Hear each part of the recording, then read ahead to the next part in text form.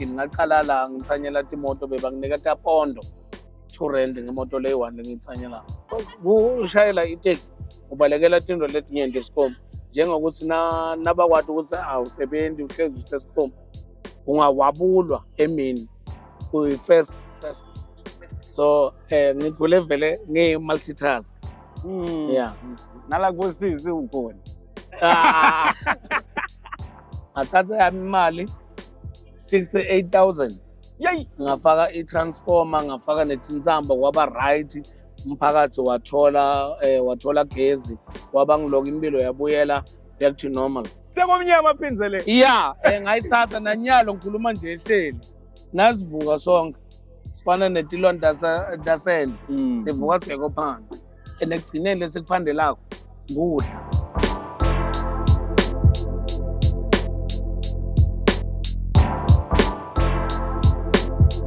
Superstar Oxtalevo, welcome back to the biggest YouTube channel. Today we are out here La Rengine, the plaza, La in Mpumalanga, the biggest ranking in Mpumalanga. And Lana, of course, is one of the hilarious guy. So much Lomkulu, Endras Fani, Nokustelana, Slay, Grove, Story Saka, Gusi, Quendaka, Nuti, Umnaga, go to Peten. So, Buffet to Nagabu, subscribe, make a show, go subscribe, I video Lena.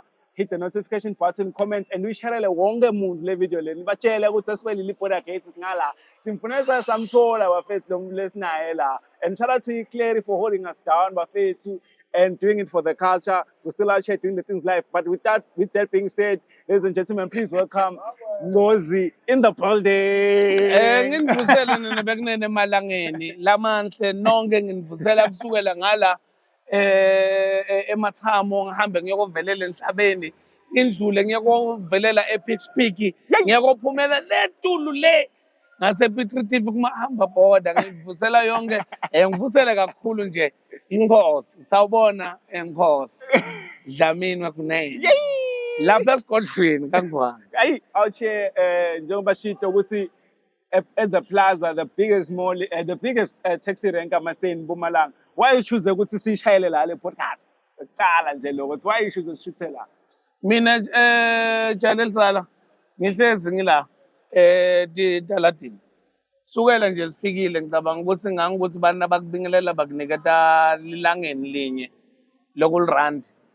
Ngicabanga ukuthi ungafakazelana nami ukuthi le mali inyenti lokho ukuthi I can even buy timbadla leti cost ama-1,000 cash. So my father lengakusho ukuthi ngihlezi ngila ebantwini la renkini ngisebenza khona la ngisebenza as i-queue marshal ngimemetela ama-taxi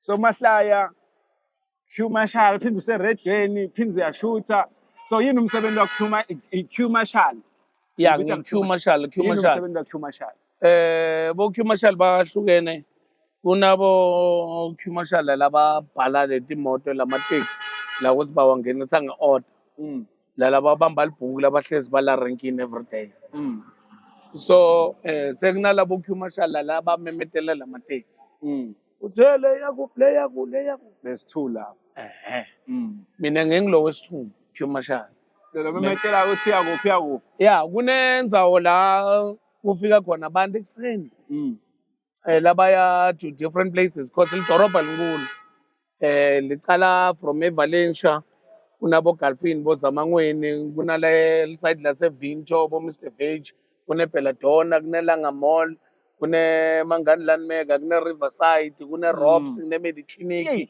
Macadamia nele Crest kuba nele Crest John Foster so kuba Bostonage bo TUT so mina ngisebenza ngalabasebenzi ekuseni yeah kodwa leti moto tifika timela pa from 5 to 9 ekuseni yeah so sometimes ngiba ku radio sometimes ngiya multitasker ngidangala ngoba ne studio sikho khashane nala ngisho le public department ayikho khashane nala lesikhona so nginoqala khona ngisebenze sengiyehla ngiyalendasa kwala FM manje nangimenyetelwa wena lokushutha nje lo msebenzi wakho shotho wakho basekuseni kakhulu la yeah kuba from 5 to 9 hayi la eba la phakathi enkabeni elidorobha le phambili Ah, eBrown Street. La okay. bekuyi-Edgars khona kudzala sitolo lesikhulu leso i-Edgars. So yamuva lapho sekunalesinye sitolo lapha. Ngiko la imoto tifika tifole khona sesiyatsho ukuthi labaya kuphi kuphi labaya kuphi kuphi because angithi sinema-association like 3 of which iMatsulu Taxi Association kube i-Topstar Taxi Association sekuyabuya kuba ne-KTA kaBhokweni Taxi Association. So onke lamalokishi lawo from Matsulu, Pinari, Ligazi, Gedlembane, Tekwane South, Tekwane North, Mamelodi. Nenza kuthiwa iGedlembane. Yeah, hayi Hayi. siyagedla.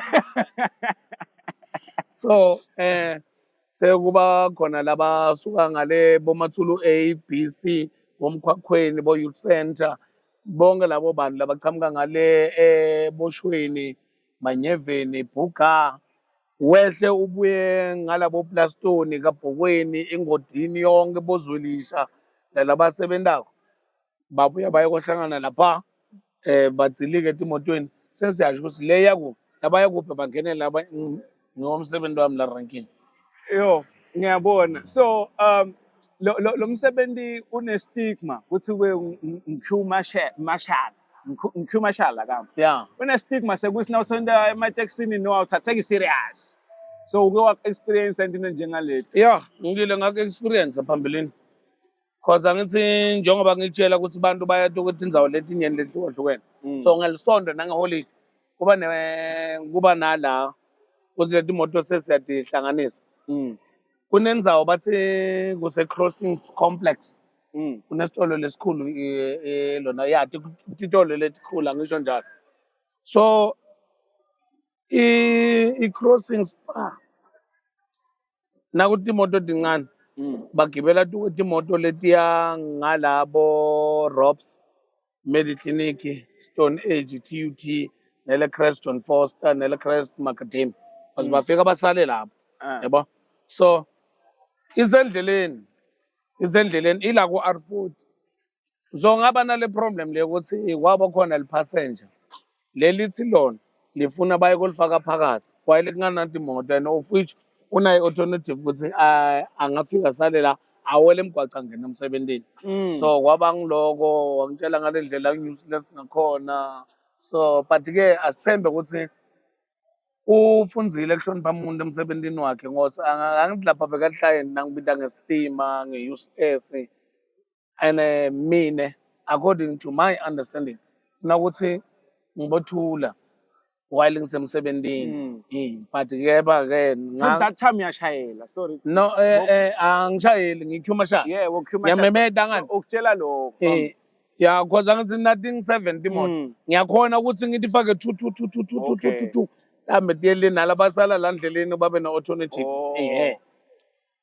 So kwendeka lokho wenda lento lokuthi afune ungitshela ukuthi mina ngendeni emsebenzini wami. So sekhona lawa bese sangibamba khona ngimawashini kepha nje to be honest with you ukuthi ngangukuthi bengekho emsebenzini vele i-case assault ngicabanga ukuthi nganginayo. Gender based violence ba wabosapta uboshwa man. Yeah, cause angithi already ungisukela. And ungisukela nje emsebenzini. Sebakhona labanye laba understanda ukuthi emhlabeni siyathingana ngeke sende amathenda sonke. Angeke sisebenze ema-ofisini sonke. Angeke sisakade sonke, angeke sipresente sonke. Umhlaba kufuna ukuthi ubalance, kufuna ukuthi kube khona abantu labathengisa, alabatota kutokwendela iwashini ekhaya baklinele, bantu labatowasha imoto. And loko kuyafana netilwane tasendle. Uthi ungathi uyayibukisisa kahle mhlambe ubukela i-Natural Geographic. Utawubona lapho nekunene ukuthi lokuthi sivuke siye kozama kwekudla silale sidlile akukho la kithi nawubukela i-Animal Geographic because nato tilwane tivuka tiye kophanda ekuseni. So nato atiphandi ngento leyi-one. Kuba nale letitingela inyama, kuba naletingela timbanze, kuba naletingela tibungu, kunaletingela amablomu, kunjalo. Nathi kunjalo, nasiyakotingela siyakotingela but egameni lekudla sonke. My brother uyibeke yacaca. So bengifuna ukuthi also phindze ngalokuthi njengoba uyibeka ukuthi ukuthi usebenze erenkini bantu automatically bathatha ngazo kafuthi. No, yeah, ngasho njalo because ebudi nasingahle nje sithi sihamba siya interviewer kula labasakhulile namuhla. Utothola ukuthi lo munye ukwawasha imoto njengoba nami ngile ngathi washa imoto. Khona la renkini ngacala la ngithanyela imoto bebanginika pondo 2 rand ngemoto leyi 1 lengithanyela. So kwaye ngokuya ngaza upgrade lokuthi ngithanyele ngekrobhe phakathi ngiyosule amafastero lapho bese bekungu 5 rand. Kwaye ngokuya ukuthi na sengithanyela phakathi ngikorobha ngisula ngiwasha nemavili kuba ngu-15 rand njalo njalo. That's how I grow la renkini ngabona ukuthi okay ngala imoto sengithi washile yini lenye lengazubela kuyo. Kwaye ngokuya so kunabo somabhizinisi labanyenti lengibatiko la bebadrive ama-taxi. Kunemaphoyisa lamajaha amaphoyisa namuhla labanye sekubagcwetha amaloya. La omunye sone-attorney yakhe bacale khona la renkini because ushayela itaxi ubalekela tinto letinyenti esikhomba njengokuthi nabakwati ukuthi awusebenzi uhlezi usesikhomba ungawabulwa emini uyi-first suspect. So kuthi kutosebentela erenkini akusisona banyenti kakhulu kunginyalo irenki nerenki inebantu abafundzile nedi la bena lento ukuthi babalekele indlala esikhomba. So there's nothing wrong ngisebenza erenkini. So reason why ngingekeli kumemetela amateksi ngi-encourage nalo munye lo sanele pride yokuthi hayi mina ngeke ngimemetele le mateksi ngaye erenkini bantu batotshela ukuthi mhlambe nengcondo yami ayikho right. Le rank le yokuthi kube nebantu lona ukuthi beta erenkini beta kutolwa beyakutsala alabo babe lokuthi babona ngema-vest etingwenyama bashayina ngeboya ekhwapheni yabo. So irenki nyalo it is a good place to be. Yeah. So my brother bengukuthi lokuthi siqale ngayo le part erenki ukuthi thina sikwathi social media njengasomahlaya comedian but nasifika la kuwe sothona oy ekuseni mina bafethu ngibhizi ngalokunye sokubala tintumbi so lona nyala ngibelieve ukuthi angibona indlela abantu abakuvusela ngayo la ukuthi sivele wala.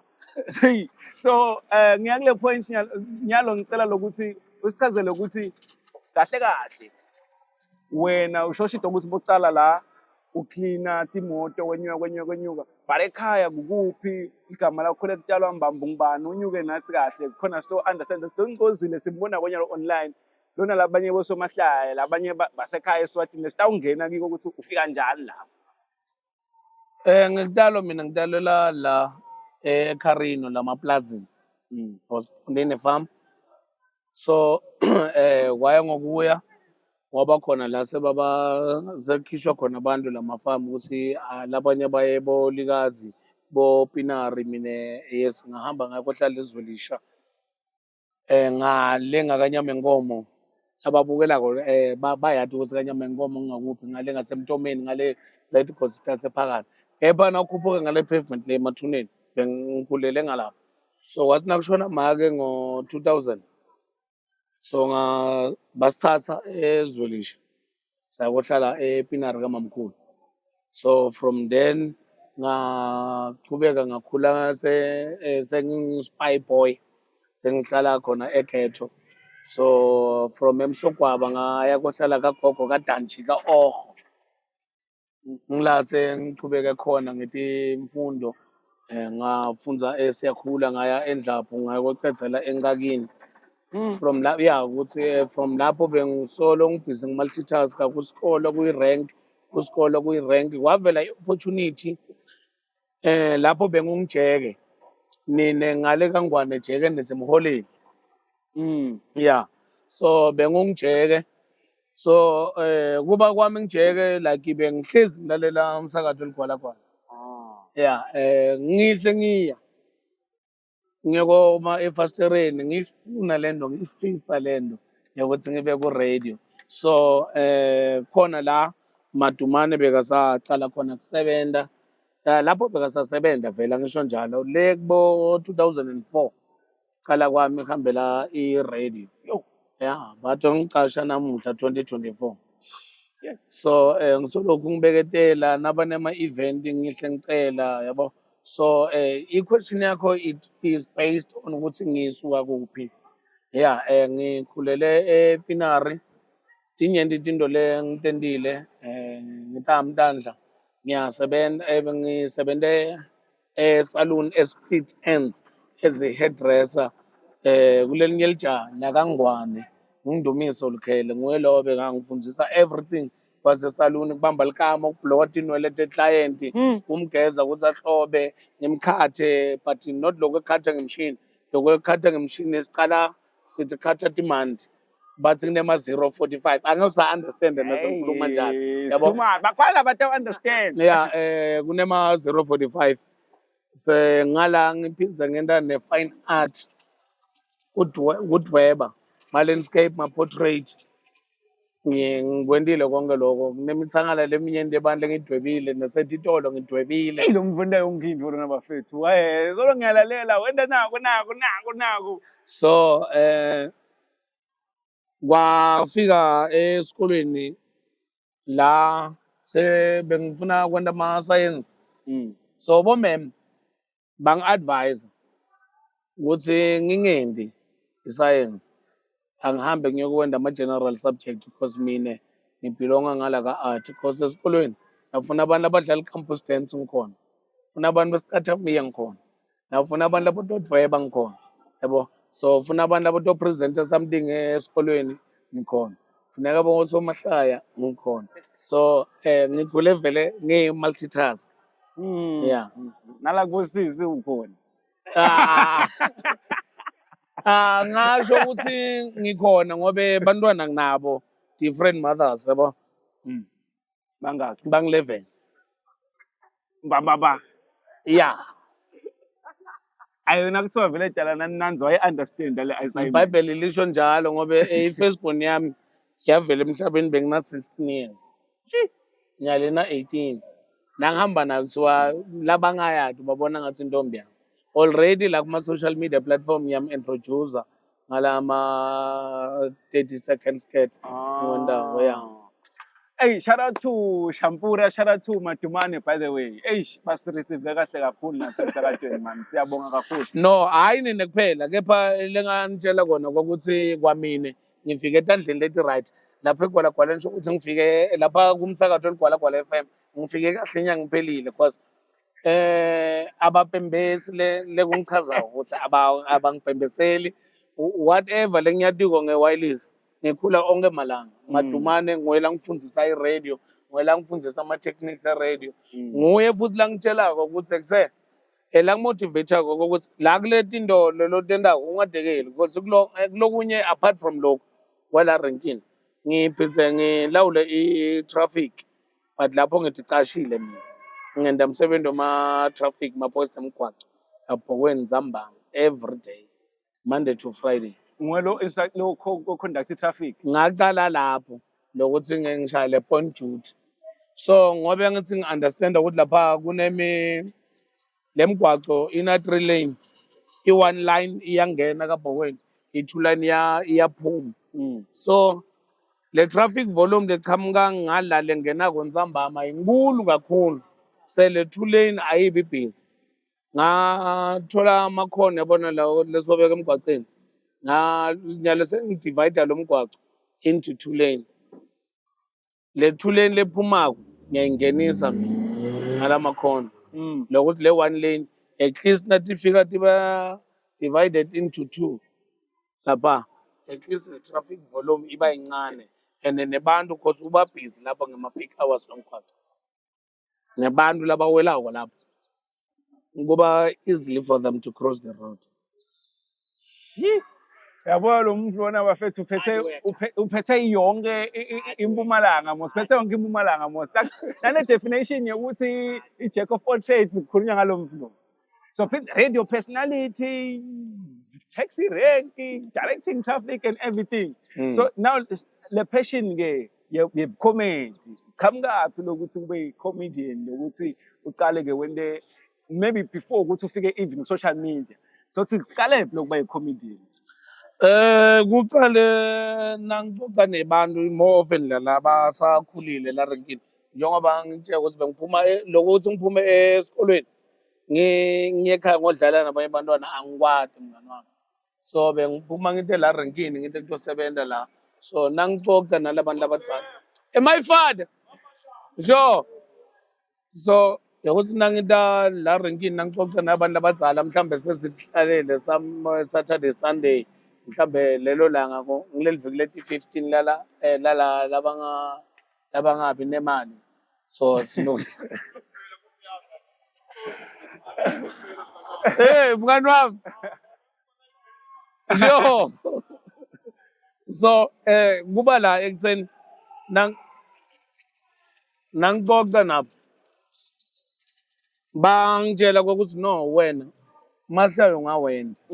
Se kwaba khona this other guy nedi ukuthi sewalala umsebenzi wakhe nanyalo ngisawuncoma kunyeni kakhulu akwentile kimi Teddy wasilinda, may his soul rest in peace.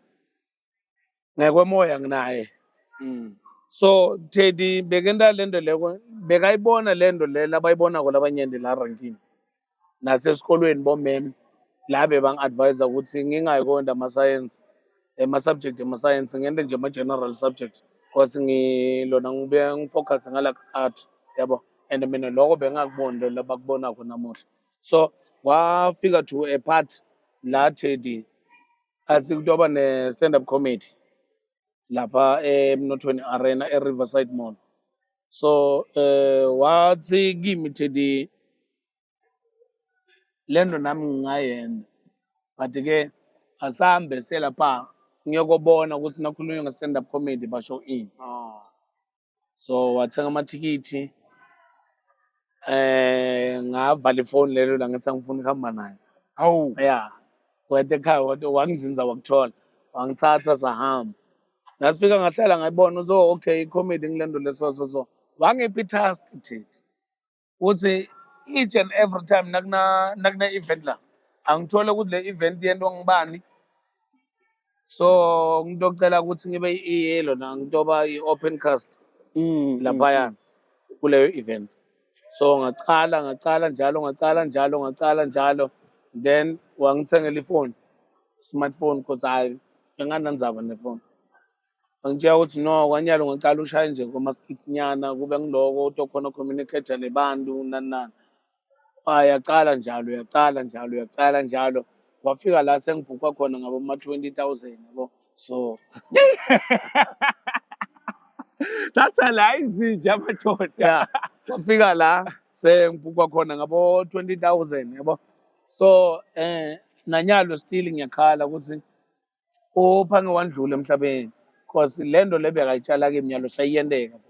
And hey seyendeka khona kakhulu ngobe already sekune music lengwendako sekune company My Father Productions sekune Ngcozebo Entertainment like Ngcozebo Pty Ltd is a private company already say umbrella sene ma branches lamanyeni lapha. So soon stoba sesinema meter taxi sesinema shuttle. So nyalo lesinako show lenkulu i-Shine Car Show long ya ngumncintiswano wetimoto. I-Shine Car Show sibuka kuhloba kwemoto sibuka ukuthi spare wheel sihlobile interior ihlobile Imoto ezini emateksi noma imoto ekha. No lapho kungena ama-private kungena tidududu kungena shothi konke nje lokunemasondo. yeah net lokuthela i-petrol.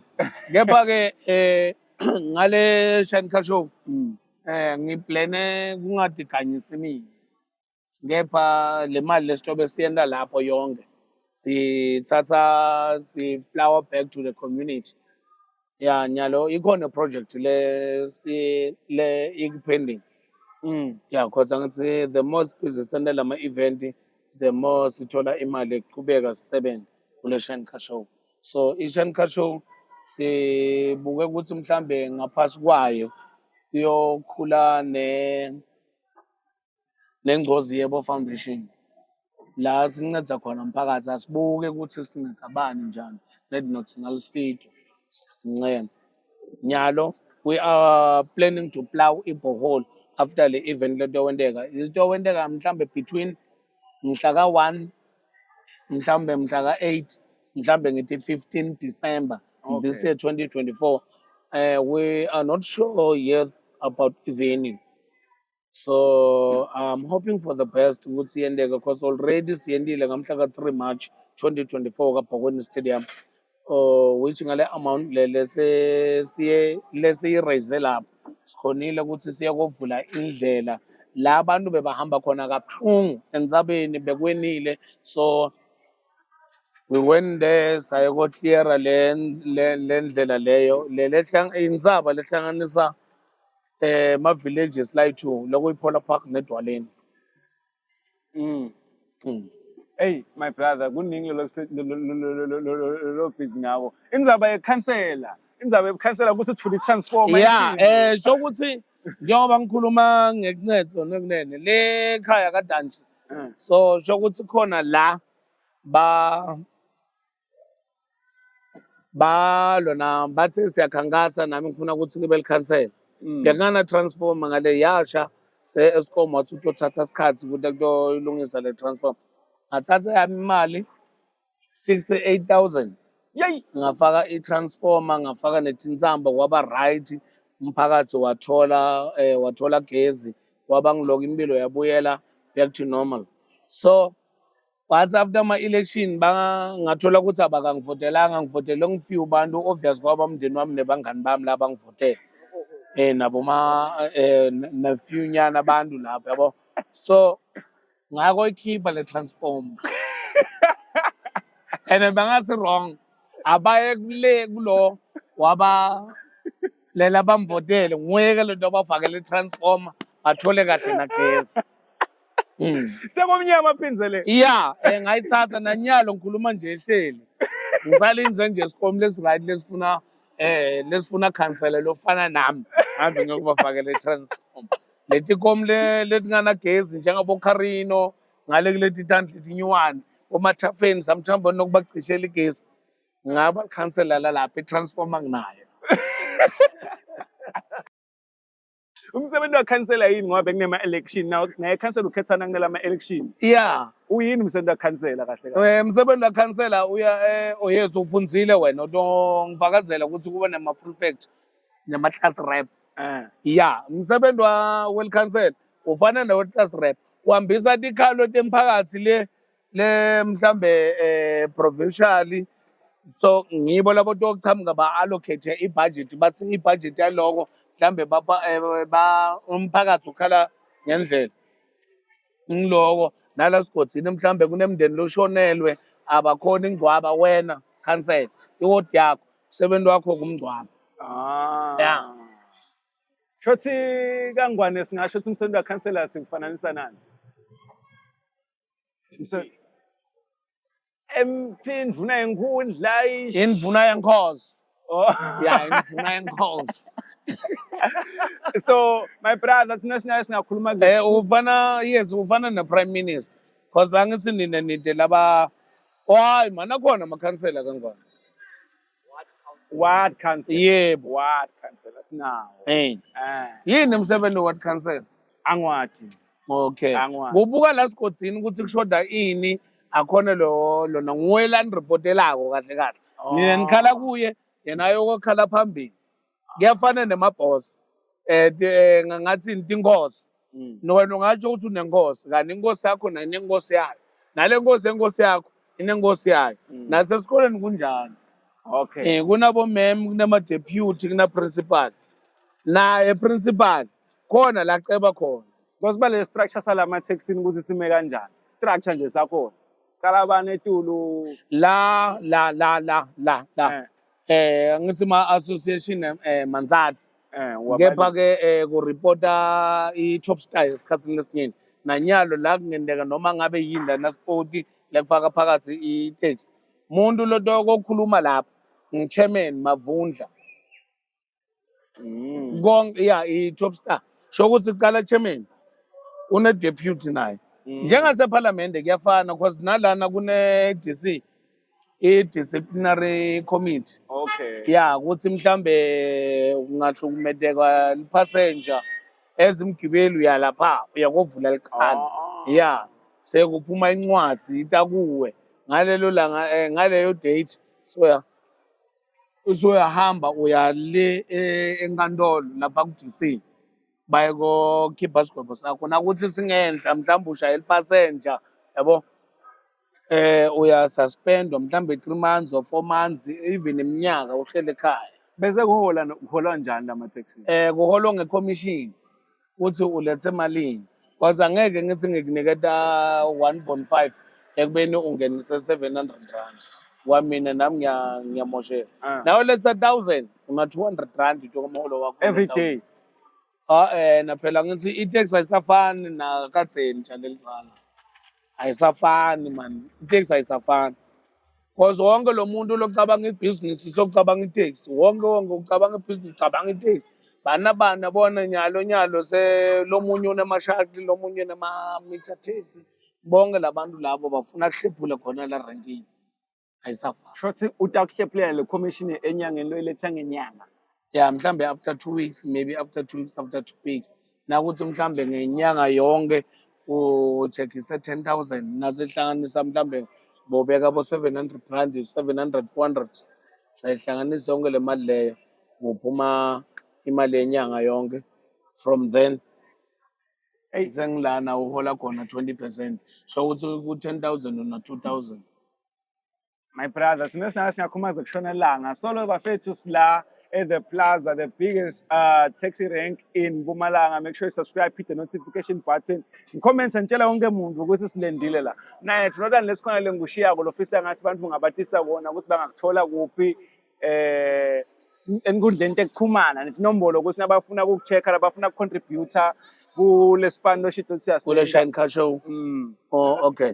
No angisho ukuthi mina ngitholakala kuyo yonke onke kuyo yonke inkundla ekuchumana. Yebo ukuthi ithi ngikhuluma ngeSiswati kuyo hayi nangathi social media kudo donke inkundla tekuchumana ngiyatholakala nebekunene kuNgqozi yebo entertainment ku-Instagram na Facebook ku-TikTok nginguNgqozi yebo so kuma emails la ngingangirequesta khona mhlambe nanama event ngingungqozi yebo pty@gmail.com ngqozi yebo pty@gmail.com inombolo yona kunene bengayikhipha nedinkinga bese bayayimisuse yeah manje nasoqala ngale bang-inbox ku-Facebook baphinza bafollow naleli page lengqozi yebo entertainment ngqozi yebo entertainment futhi ningakhohlwa ukusubscribe le account lelo obukela kuyo yeah. Before I let you leave ngicela ukuthi ungitshele ukuthi top 3 yoma comedians top 3 comedians nje lo rate ukuthi hayi dilwane so far buti ngobe i-art ayifani yabona angicela kungaba compare bafowethu bonke kimi benda into yinye kuhlekisa umuntu ekugcineni yeah yo kodwa nangambala ukuthi okay usashisa ke kule period yanyalo ukuthi nje longemva ngazi ukuthi nawe ufuna ku collaborate naye nento something esikhathi sengisebenzile nama comedians ngamanyeni kakhulu yabo so umuntu lengakake ngasebenza naye ngiTrevor Noah ngiDavid Gawu so cishe labanyenti ngisebenzile nabo la khaya eNingizimu Afrika kepha ke ngicela ukuthi ungangivalele khoneni lokuthi ngisho ukuthi azibani ublind because lento njengoba ngichazile kwasecaleni ukuthi nasivuka sonke sifana netilonda dasendle sivuka siyeko phansi enekugcineni lesikuphandelako kudla so sima comedians nami ngiyasho ukuthi angiba compare nje ngobe sonke ekugcineni kwako konke sihlekisa abantu but lokho wasebenza nabo kangwane mbobani le ngasebenza nabo the late small but may his soul rest in peace so gogo Silwane ngubani Bhadi still basasekhona Bongiswa na Darren still i-environment isasekhona siyasebenzisana kahle yeah so bobhuti wami ngisho njalo nangisuka la ngiya kaNgwane siya-communicate emajaha ngithi ngalapho kaNgwane ngikhona basho ukuthi nakuthi batobe bakhona mhlambe maybe bababhukhile outside the country yeah nabakhona around ngalaba like siya-communicate ngiyite lento lokuthi sekufuna ngiyokodungisela labanye ngibabhembesele ukuthi bona ngobe bale ngilabanye laba baseJuzi laba base no anginako lo mina anginako ngingadi kumbe bona banako lokwekhetha-khethana when it comes to kimi but mina angibakhethi bonke bobhuti wami. My brother, siyabonga kakhulu isikhathi sakho mna. Sosita next time nasekushayela i-round. No, nami ngiyabonga kakhulu emajaha ukuthi nithi hluphe nithi ngala eNrasfane nithi hlupha nje nitakimi no ngibonga kakhulu lokho kusho kona ukuthi sengimkhulu ngikhulile ene lengakusho futhi kwegcina umuntu kwemalangeni lapha nalabanye ukuthi umsakazo lomkhulu kundlula yonke imisakazo ligabho lesive liGwalagwala FM ningalalela kude tonke tinkundla tekuchumana kuligwalagwala FM kusukela ku-TikTok, Facebook, Twitter ne-Instagram so ligwalagwala latholakala liphinde ni-stream live ku-www.ligwalagwalafm.co.za niphinde futhi ni-download i-SABC app ngilani into othola khona nakuthi mhlambe uphuthelwe umdlalo wemoya naleminye nje ama-podcast eligabho lesive liGwalagwala FM niwathola khona lapha mina ngingoziyepho naningifuna ngiyatholakala eNasport la Nasport nawufuna inombolo yami vimba munye loshayela itekisi utayithola yami inombolo yeah kepha ngiyatholakala for my event imshado malobolo ma stand up comedy kucula yes ngikhona ngiyatholakala lengakusho ukuthi laba bakaNgwane sebajika babuyele emva bayogcoba i-passport mara laba ngiyababona ukuthi baqhamuke esincancweni